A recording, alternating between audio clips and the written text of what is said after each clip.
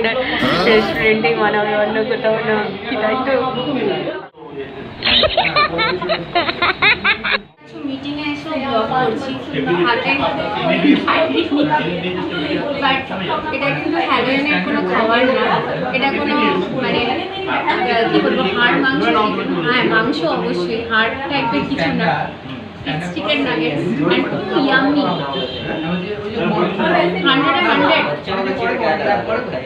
So guys, chicken nuggetsটা খেলাম, it's too yummy. এখন আসছে আইসক্রিমের রিভিউটা, এর সাথে আছে কিউটি পাইটা, কেমন লাগছে দেখতে পাচ্ছ। আইসক্রিম চলে এসছে, তো আইসক্রিমের ব্লগ এখন করছি, মানে আইসক্রিমের ব্লগ না, আমি এখনো হরার রেস্টুরেন্টেই আছি and it's name is haunted cafe and it's in Sodepur near about Sriniketan.